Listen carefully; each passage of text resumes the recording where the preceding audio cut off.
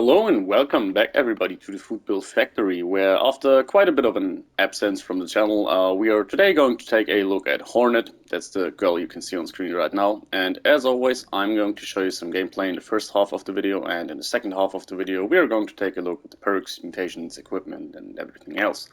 So let's get right into it. What this character is going to be about is we are, as you can already tell probably, playing with the Pepper Shaker, a weapon I have already shown on this channel. But yeah, when I did my build, it was pretty much exactly at the time when the Pepper Shaker arrived. I was already telling that I will probably revisit the weapon with a bit of a more min-maxed approach. Now, obviously, this isn't a meta build or anything, as usual on this channel here. But yeah, last time we were showing this off, we were doing so outside of Power Armor, using a furious 25% extra damage while aiming Pepper Shaker.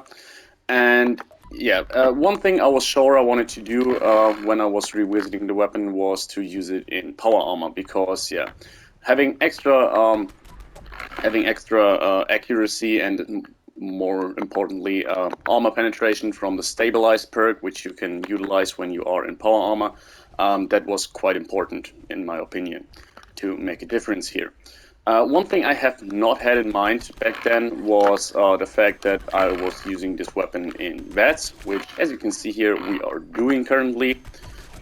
This is mostly due to the fact that I just got an interesting weapon for that, but yeah, in addition to that, I really was surprised when I was trying it that to see that the Pepper Shaker actually isn't a bad weapon for vats, surprisingly, which is pretty rare for heavy weapons. Now, the only ones that come to mind really are the plasma caster, the harpoon gun. You could say the Gatling gun. Some time back I made a vats build with the Gatling gun, which was very interesting and very effective in my opinion.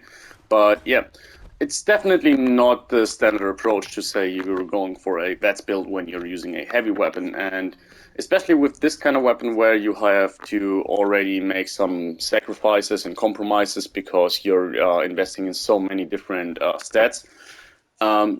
It's not really on the nose, but it definitely worked out way better than I expected. And yeah, the weapon we are using, by the way, is a 2-shot VATS crit and less VATS cost version, which, yeah, I just re-rolled, and basically I wanted to try the Pepper Shaker with a VATS approach, went onto private worlds, custom worlds, sorry, fooled around a little bit, and after a while I got hands on a Medics 50 crit, 25% less VATS cost Pepper Shaker, which I was trying out, and I was really surprised how well it worked. So I decided, yeah, I want to go down the VATS route. And yeah, literally the first Pepper Shaker I rolled afterwards was this one here. Now, I'm not a fan of 2-shot, I'm gonna be honest. Yeah, if I could decide, I would probably still go for a anti-armor Pepper Shaker with otherwise the same rolls, so better VATS crits and less VATS cost. But the 2-shot effect has one interesting thing to it, and that is, yeah, it gives you more projectiles, pretty obviously here. Now, I'm not entirely sure if it's the same on the Pepper Shaker, but it should be, as it is on shotguns, that you're not only getting one additional shot, but basically you're duplicating all of the shots that you have on your weapon. And in addition to that, we are also using the single barrel modification, which also increases the amount of shots that you can have. So overall, yeah, I'm pretty sure this is the weapon with the single most amount of projectiles in the game per shot, that is. And yeah, I mean, this is not in and of itself something great. One good thing about the Pepper Shaker, which is very well known, is its ability to cripple enemies very fast. So you've seen when I was just shooting at the Scorch Beast, I was doing like 5 shots or so, and it immediately searched for a place to land. But that's not even the most interesting point here, but rather, yeah. One reason I do like to use shotguns in vats is that with rather little investment into luck, you can get a large amount of crit due to the fact that the 4-leaf clover perk works so well together with shotguns. The 4-leaf clover perk gives you a chance of refilling your complete critical meter within a single shot each time you hit an enemy. And with shotguns, how that works is you get that same chance you get with every other weapon, but for every single projectile that you're shooting. And naturally this works very well with this here weapon because we're just doing so many shots. Now, one thing that you should keep in mind is due to the fact of how many shots we're taking here, probably, something can happen that you just saw, which is rubber banding. Okay, on this occasion it worked. This occasion too, but yeah. The weapon really easily is overwhelmed and doesn't damage enemies at all if you're not using vats. I never had the problem using vats, which is interesting. But yeah, in free aim you oftentimes have a bit of a problem. But overall, yeah, as I said, I was really surprised about how well the build turned out. Now, one thing that's pretty obvious and you should probably already thinking about is, yeah, the amount of fusion cores you're burning through is quite high, which is always the case when you're using a power armor character with vats. That's just the way it is. I personally never thought that this was too big of a trouble because, yeah, I mean, if I want to use a Gatling laser, for example, I have to deal with that fact as well. But, yeah, this is just something you should keep in mind. Now, I have made builds in the past which try to tackle that problem a lot more. On this occasion, we are just using Power User and Electric Absorption perks, so we definitely, it's not enough that so that we don't really burn through fusion cores all that much, but what you could do is just work in 1 point of luck to use Curator, and just in addition to that, use vented legs on your power armor and repair bobbleheads to really reduce that fusion core drainage a lot. But yeah, I just figured that having to worry about fusion cores a little bit more is definitely a downside I will accept for this build, because otherwise it's actually a ton of fun. And I have played with a lot of different approaches when it comes to the Pepper Shaker ever since it came out, and to be honest, this is definitely my favorite one so far. I love the aesthetic and everything, I love how it works out. You're basically never going to miss damage output. The only situation where you might feel a bit overwhelmed is obviously with bosses like the Scorched Queen or so, but yeah, depending on your gear and how much you can improve it, this would actually not be a big problem as well, because as long as you can stay in vats, you actually can do a good amount of damage. The only thing is I just have 2 powered pieces on my power armor, so you could definitely work a lot on your AP refresh. You could use the core assembly modification for your torso, which would already be a great help. And after that, I think you're pretty much maxed out. I mean, you can definitely improve your AP regen further with further powered pieces. But yeah, just searching for the modification, for the core assembly modification would be great here. Now, a little bit more about the weapon itself I wanted to say is that, yeah, I'm often going for torso shots just because we're not too precise here, which is largely due to the fact that we are using 2 shots. So even though it has this niche little advantage of even further boosting our capabilities of the 4-leaf clover perk, I just wouldn't choose a 2-shot version if I could. I would go for anti-armor or something, and that would also mean that I can go more comfortably for headshots. Now, another thing you could do is I actually had a anti-armor 50 vats hit chance Pepper Shaker, which was working very well. But yeah, I just went with this here weapon ultimately, just because it's a bit more interesting, I guess. But yeah, I often go for the torsos on this occasion, and you can see that we're not really missing out on the time to kill or anything. So this really comes in handy when we're fighting bosses, and if we do so, yeah, we do have concentrated fire. So talking about bosses, yeah, you just cripple them, which is a very nice use of the weapon itself, and then you can really go up close and personal, and at that point, Vats hit chance doesn't really matter too much anymore. In terms of armor, as I said, I have 2 pieces of powered gear, which was the only thing I was actually interested in. By sheer coincidence, at one point I had, I think, 4 pieces of Zealots, which was kind of interesting. But at this time, I think it's 3 Zealots pieces and 2 other ones. So yeah, nothing too crazy. I just wanted to have something with a little bit of AP refresh. Basically, that was it.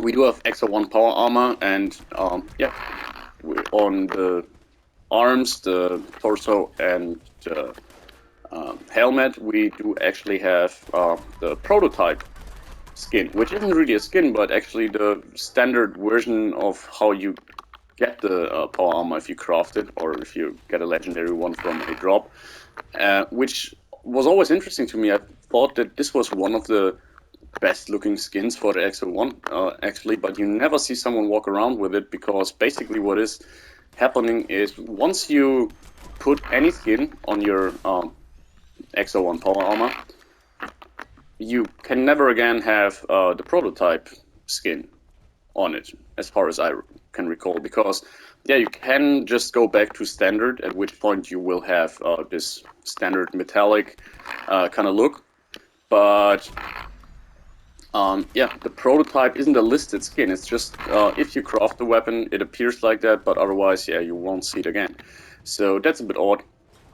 In terms of the legs, I sadly couldn't go with the prototype skin, simply because yeah, I just switched in already calibrated legs from another character, and yeah, I didn't really want to bother to grind for the fluxes that I would need in order to calibrate my other legs, just so I can have them with the same skin.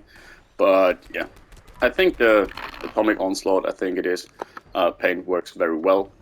We also have red headlamps, which I always love when it comes to the Xl1, but on the Xl1, basically every lamp color shines, in my opinion. It's just looking so cool that the eyes are glowing like that. Really makes the armor a little bit of a highlight, in my opinion. So in terms of gameplay, obviously, I mean, we do run out of AP every now and then. That's just a given, but overall, I think it worked out quite well. We do get some very good gun food chains every now and then, which is a lot of fun. We heavily rely on Grim Reaper Sprint, which actually seems to work very well on this character for some reason. I mean, it should always be the same, but yeah, I find that it very consistently procs, so that's an interesting thing. But yeah, as you can see here, even if we are running out of AP, we often we can regenerate it rather fast, and we are tanky enough due to the fact that we are in power armor, so that little breaks every now and then during combat aren't a death sentence like it would be on a Berserker's character, for example. So yeah, what else can I say? I think it worked out pretty fine, everything. As you can see there, we ran through basically pretty much exactly one fusion core during the whole game, gameplay part, which is okay. I mean, it's not crazy, but it's also not very efficient either, so that's something to keep in mind. And yeah, in terms of ammo, let's see, we went through pretty much exactly 500, maybe 550 shots, just so you know, which is basically very ammo efficient in my opinion when it comes to the pepper shaker. So this is definitely the most effective approach of using the pepper shaker when it comes to this gear. So overall, you can say you're basically trading ammo efficiency for fusion core efficiency. I really hope, by the way, that this was all the super mutants in the video, so we can now take a look at our perks and everything in silence. So yeah, let's do that. Looking at the mutations here, we do have Bird Bones, Eagle Eyes, Electrically Charged, Grounded, Healing Factor, Marsupial, and Speed Demon. So Bird Bones and Eagle Eyes, pretty straightforward. Extra agility, extra perception for better vats hit chance, extra crit damage, which we are utilizing a lot. Electrically charged, leftover from another build, doesn't hurt us though, and therefore it's still here. Now, Grounded, this one is an interesting one. See, I first thought, well, fuck it, I have to hope that when I'm removing mutations, that Grounded will be removed rather soon, so I don't have to re-equip all of the mutations and everything, which should have been a hassle. I was just pretty sure that Grounded would mess up this build a lot. But actually, I tested it with the use of Class Freak, and to my surprise, Grounded does not affect the Pepper Shaker, even though we are having the Fusion Cell magazine here. So as you can see, we're doing 129 ballistic damage and 19 energy damage.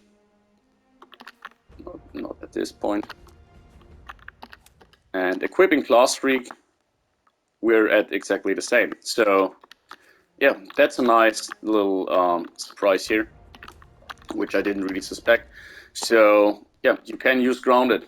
I mean, it's a bit lost here because we are in Power Armor using Electrically Charged, but it's a leftover from another build as well. So therefore another 100 energy resistance. But yeah, keep that in mind.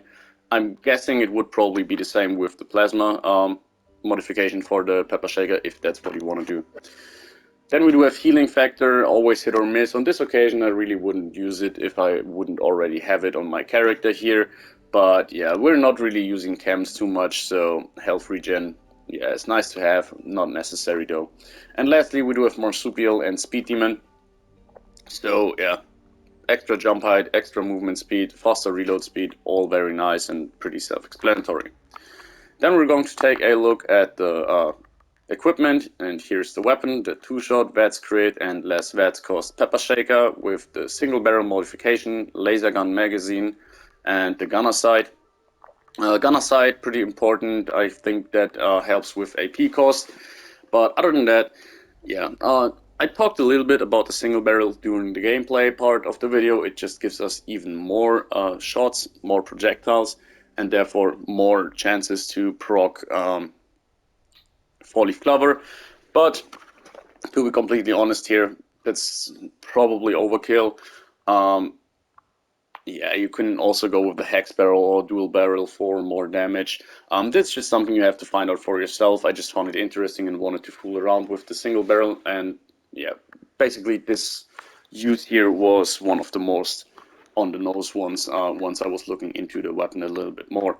And in terms of the laser magazine, yeah, last time I was using the shotgun magazine, which I still prefer just because, yeah, I don't know, I feel like it's a little bit wrong that the weapon shoots laser for some reason. But yeah, it's more powerful and therefore, yeah, we went for it. So that's it. Only noteworthy thing here is that in terms of condition, this thing is great. Like, I repaired it once using it like 10 hours or so, and even then this was just not necessary. So yeah, it keeps on going forever. In terms of our armor here, we do have an aristocrat's leg with less damage from explosions. The less damage from explosions is certainly nice. Then we have another aristocrat's piece with a P refresh, which is nice. And yeah, as I said, the P refresh is what I was looking for. One Ghoul Slayer's piece, which is a bit lost here. We do have the VATS Matrix overlay on the head, on the helmet, which is nice, giving us better VATS hit chance. Very important for this build. Then we do have a Zealot's leg with intelligence and another Zealot's piece, but this time with a P refresh. So yeah, as I said already, the interesting part here is basically just that we have two pieces with a P refresh, and that's it. Now, in terms of our perks, strength is at 15, rather obviously. We do have rank 2 of all the heavy gunner perks and rank 2 of all the shotgunner perks. So, as you probably know, when you're looking at the Pepper Shaker, there's a ton of different approaches you can take here. Just make sure that you have at least rank 1 of all of the heavy gunners and all of the shotgunner perks. That's definitely the most important thing. And then just, yeah, level them up according to how much you have, how much room you have in terms of perks. On this occasion, I have one lost perk here, Traveling Pharmacy, which I would swap out with probably Bare Arms. So you can use Bare Arms, or you can go with Scattershot for 90% less weight and 30% faster reload. I'm not quite sure. I think Lock and Loaded has the same reload speed benefit, so yeah, you're probably better off with Scattershot just because it gives you an additional weight reduction. But yeah, I found it not to be too necessary, and I just couldn't live without Traveling Pharmacy on this occasion, just because otherwise I couldn't move. But keep in mind that would overall boost our DPS a little, just because we could reload faster. But I think during the video you saw that that's actually not too much of a problem on this character, just because we are relatively precise and not consume too many shots. So after all, reloading wasn't too big of a deal here. In terms of perception, yeah, not a little compromise. I would love to go higher just to have better vats hit chance, but yeah, on this occasion, everything we did was using Skeet Shooter and using Concentrated Fire. Skeet Shooter, better accuracy and spread. Very important here. I mean, I will show that off pretty quickly after I show the perks. The thing about the Pepper Shaker is that due to the combination of Stabilized and Skeet Shooter, you can get extremely precise, even though you are wielding a shotgun. But due to the fact that we're having a two-shot version, and I think even the single barrel improves further on this, means that, yeah, with both these perks active, we still have pretty much standard shotgun spread, which isn't really important for us due to the fact that we're completely relying on vats. So spread actually doesn't really mean anything to us, but it's funny. What we are looking for here is the extra accuracy, and in terms of Concentrated Fire, it's very straightforward. Yeah, better vats hit chance with every consecutive hit, and yeah, we just needed at least a little bit perception, and 6 is the minimum I would go for here. Then we go to Endurance, which is at 10. I was playing with less than this, but yeah, I didn't feel too comfortable. I was getting damaged too fast. I felt like, yeah, 10 Endurance was a nice thing here. Fireproof is very obvious, Life Giver not so much, and lastly Ghoulish also not so much. As you can see down there, I just don't have too many options when it comes to Endurance here, and mainly I was looking to boost my overall survivability here. So what I would go for ultimately is probably something like Rejuvenated or Revenant or anything like that. You can really fill in the blanks as you wish here. But yeah, Fireproof is important, and Life Giver I just went with. So if you feel like you want to move more points into somewhere else, you can definitely draw them from Endurance. Wouldn't be a bad idea. Yeah, so that's more or less something you could use as a dumpster, just need more Stimpaks overall. And then we move on to Charisma, which is at rank 3 with rank 3 of Tenderizer. Very straightforward perk, better damage here, not a lot to say. And in Intelligence, we do have Power User, Stabilized, and Batteries included. This is pretty much the minimum I would go for with this character, but yeah, every single one of these is quite important. I mean, Batteries included pretty easily. Our main ammo is fusion cells, which aren't too heavy. You could live without batteries included if it was just for those. But yeah, in addition to that, we want to carry quite a lot of fusion cores, and those are really heavy, so batteries included was a little bit of a must-have in my opinion here. Then we do have Stabilized, probably the most important perk here, better accuracy and armor penetration, both very important for us due to the fact that we're splitting our projectiles up so often. Armor penetration is very important, very beneficial. Now, you could live without it because, yeah, VATS crits do carry some armor penetration with them. So half of the time we actually do have armor penetration even without Stabilized. But yeah, having it for the other 50% of the time, maybe even more, probably even more than 50%. Yeah, Stabilized is definitely the most important perk here, just overall boosting our damage and hit chances. And lastly, we do have Power User. Now, you could live without it, briefly touched upon it during the gameplay part of the video, but yeah, you would burn through fusion cores even faster. So I think for those 3 points of perk investment, they are really well spent here. Then we are in agility, which is rather high. Obviously, we wanted to have a lot of action points to burn through, and we went with Action Girl for faster AP refresh and Forza. You will soon see that I don't bother with one gun army, which would mean that we can cripple enemies even faster, but that's just because it's complete overkill.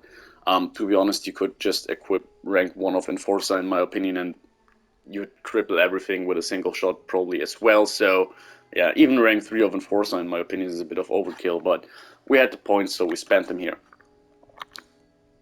Cripple and stagger chance, by the way, so yeah, that's why it's here.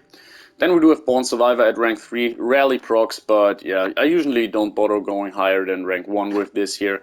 This is just because we had to burn some points, honestly. And I think it's nice to have an automatic Stimpack at 40% health. Definitely helps with some daily ops. And yeah, that's it though. Then we do have rank 1 of Gun Fu, so rank 3 wouldn't be too bad of an idea. You definitely do get bigger vats chains every now and then, talking about 3 or 4 enemies. What you can do is you can very effectively clear the golf club, for example. Just gather all the enemies up, jump in the air, start shooting their torsos, and you get real good Gun Fu chains, but I went with rank 1 of Gun Fu here, which was enough for my means. And lastly, we do have rank 5 of Adrenaline, one of the most used perks probably. So not a lot to say here, just a damage boost if we're killing enemies, which is pretty much all of the time. And that leaves us with luck here. We do have better criticals, Fall Leaf Clover, Starch Genes, and Grim Reaper Sprint. So for a very vets and crit centered build, 11 luck is not a lot. I mean, the obvious out of the way, Starch Genes, we just need that in order to keep our mutations and don't get any unnecessary ones. That's rather straightforward here. And Grim Reaper Sprint, I said it again before, we do rely quite heavily on it. It really helps us a lot. I tried to use this build without Grim Reaper Sprint and it just didn't feel as fluent. The gameplay was having breaks all the time. So yeah, Grim Reaper Sprint definitely a good idea. And this combination here, Fall Leaf Clover and better criticals alone, is pretty much enough to max out your crit potential. So you are probably aware of the fact that with 33 luck you can get a crit every 33 luck and critical savvy. You can get a crit on every second shot. Same goes with 23 luck and critical savvy and a weapon that has 15% faster crit meter. But the only thing that comes near to it, in my opinion, is Fall Leaf Clover and a shotgun, just because how effective it is. And yeah, as I said, it's even more effective on the pepper shaker. With this combination here, 2-shot pepper shaker with a single barrel, that's probably the most projectiles per shot you can get in the game. And yeah, every other crit perk, in my opinion, would be a waste. I would even go so far as to say that yet again, rank 1 of Fall Leaf Clover here would be enough. I mean, it's never 100% certainty, but that you get a full crit meter with a single shot. But to be honest, that's not the case with the other aforementioned methods as well. So if you're using 33 luck and critical savvy, or 23 luck and critical savvy and the vets crit meter fills faster legendary effect, sometimes the crit bar bugs out as well. So yeah, there's not a lot of room for improvement here. That's all I wanted to say. And also, obviously, if you're pushing out so many crits, why not boost their damage with better criticals? And that leaves us with legendary perks, which on this occasion is rather boring here, because as you can see here, we have legendary agility, luck, intelligence, strength, and perception, which are all just there to give me the ability to use more perks. The only thing that's not the case here is basically agility, which I'm already at a base 15 agility and use this legendary 3 agility to get my agility up to 18. Not factoring in perks like bird bones, mutations like bird bones and so on, just to give me more action points to work with. And lastly, we do have Electric Absorption, one of the most powerful perks, in my opinion, when you are in Power Armor, giving you the ability to recharge your Fusion Core, which is very nice for a build that so heavily relies on Fusion Cores. And in addition to that, yeah, once that happens, 30% chance, if you're attacked by an energy weapon, you get healed a little bit as well, making Assaultrons and a lot of other enemies like the Blood Eagles with automatic laser weapons and so on completely useless. So yeah, that was it. I wanted to quickly show off our accuracy, which is rather bad, considering that we have two perks that should boost it, or that do boost it. So yeah, that was it. I'm now looking for the picture, which was rather cool, I guess. So here it is, yet again, the Hornet, and I hope you enjoyed the build, guys, and see you next time. Bye!